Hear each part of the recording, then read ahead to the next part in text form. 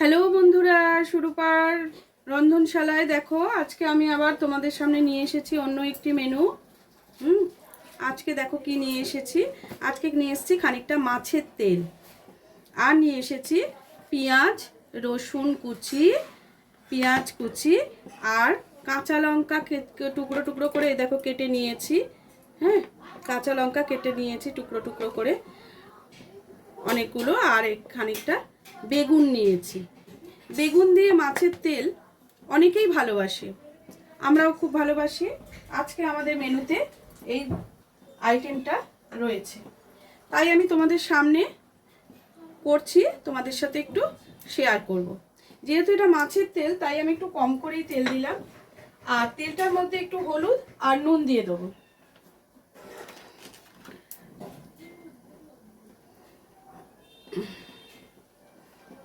এবার শুরু করছি রান্নাটা। দেখো মাছের তেলের মধ্যে একটু হলুদ আর নুন দিয়ে দিয়েছি। এবার এটাকে তার সাথে মাখিয়ে নিয়ে তেলের মধ্যে ছেড়ে দিলাম।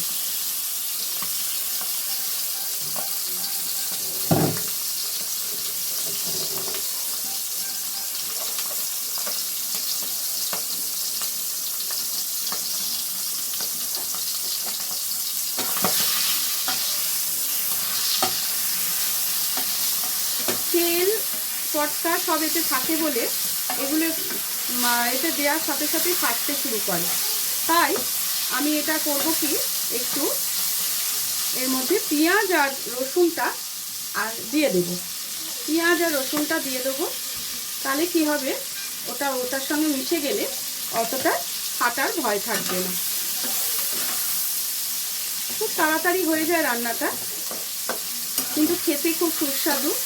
গরম ভাতে প্রথম পাতে মাছের তেল যদি একটু পড়ে, অন্য কিছু প্রয়োজনই আর হয় না।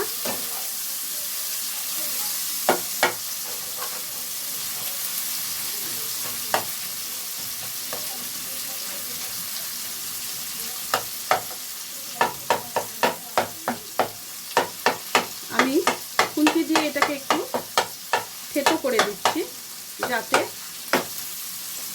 ভালোভাবে ভেতরটা ভাজা হয়ে যায়।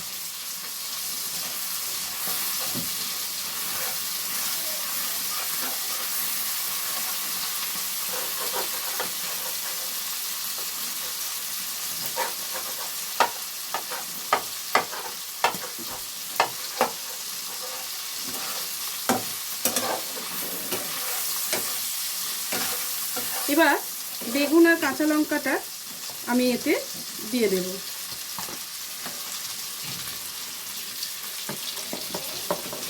মানে কাঁচা লঙ্কা দেখো কুচি করে কাটা আছে, এই কাঁচা লঙ্কাগুলো একবার এর সঙ্গে দিয়ে দেবো। একটু ঝাল ঝাল না হলে এই পর্বটা ভালো লাগে না।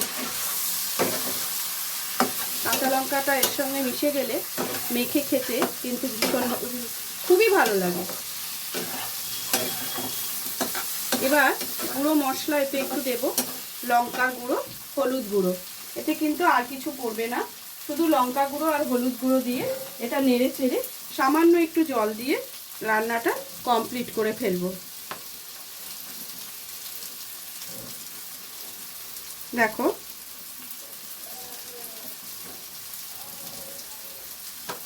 আর একটু নুন দেবো।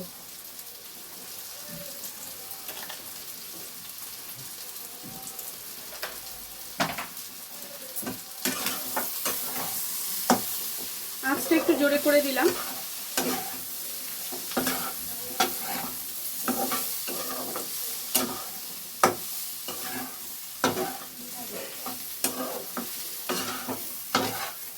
আর এর মধ্যে একটু ধনে পাতা দেব, সামান্য জল দেব বলেছি তোমাদের।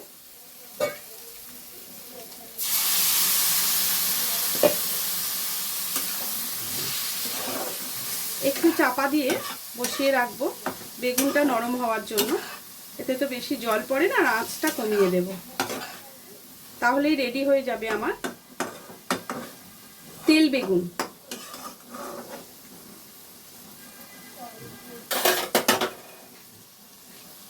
এটাকে চাপা দিয়ে দিলাম।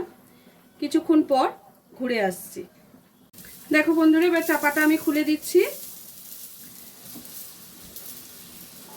এবার দেখো তেলটা মজে গেছে, বেগুনগুলো সেদ্ধ হয়ে গেছে।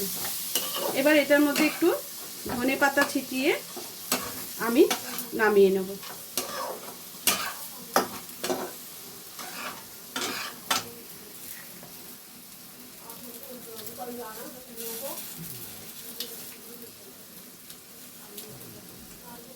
দেখো দিয়ে দিলাম ধনেপাতা, রেডি হয়ে গেল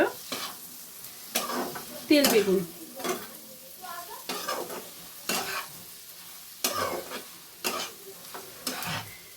এক থালা ভাত নিমেষে উদা হয়ে যাবে এই তেল বেগুন দিয়ে।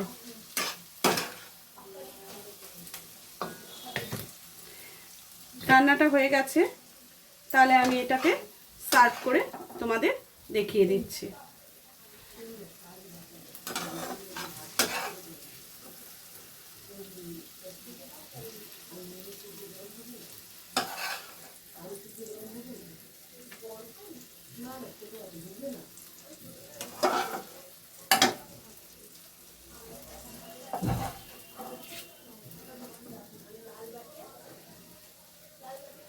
দেখো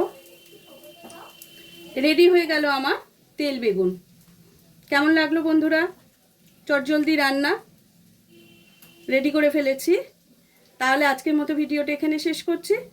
আগামী দিন আবার নতুন কোনো ভিডিওর সাথে তোমাদের কাছে চলে আসবো। সবাই ভালো থেকো, টাটা।